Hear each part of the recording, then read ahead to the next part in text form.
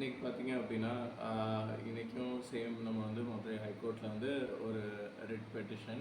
இது வந்து மேண்டமஸ் சொல்லுவாங்க. ஆனால் இது வந்து சிட்டியோரைன்னு சொல்லிட்டு 226 ஆர்டிக்கிள் கீழே போடுறாங்க.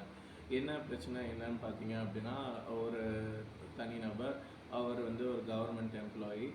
அவங்களுக்கு உடம்பு சரியில்லை, ஒரு இடத்துல ஒர்க் பண்ணுறாங்க. சரிங்களா? ஸோ அந்த முனிசிபாலிட்டி இந்த முனிசிபல் ஆஃபீஸ் இந்த மாதிரி இதில் ஒர்க் பண்ணுறாங்க.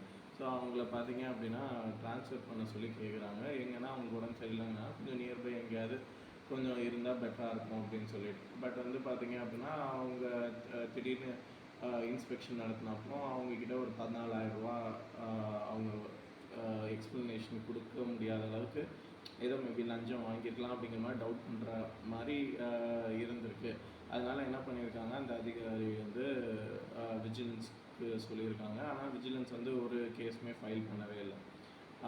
ஸோ இந்த ஒன்று மட்டும்தான் இருக்குது. மற்றபடி அவங்க வந்து வேலையிலலாம் கரெக்டாக இருந்தாங்க அப்படிங்கிற மாதிரி தான் ரிப்போர்ட் இருக்குது.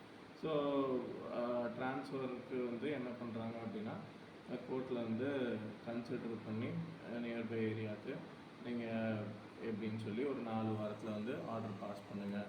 இதுக்கு முன்னாடி வந்து ஒரு ஆர்டர் பாஸ் பண்ணியிருக்காங்க. அதை வந்து குவாஷ் பண்ணிவிட்டு இதை வந்து புதுசாக ஒரு ஆர்டர் பாஸ் பண்ணுங்கள் அப்படின்னு சொல்லி அவங்க கேட்டிருக்காங்க.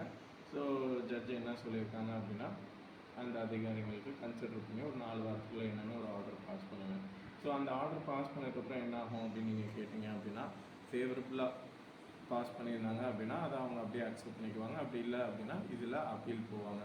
அப்பீல் போகும்போது 2 பெஞ்சு ஜட்ஜ் உட்காந்துருக்க இதுக்கு போகும். ஸோ திரும்பி அது என்னன்னு சொல்லிவிட்டு மெரிட்ஸ் பேஸில் டிசைட் பண்ணுவாங்க அந்த கேஸை.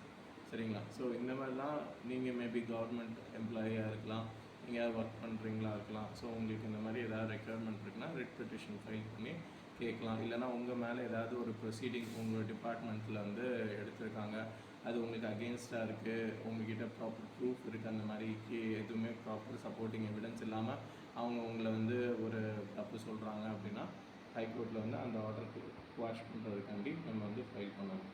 சரிங்களா? ஸோ நீங்களும் ஃபர்தராக இந்த மாதிரி ஃபைல் பண்ணி உங்களோட உரிமையை வந்து நீங்கள் பாதுகாத்துக்கலாம்.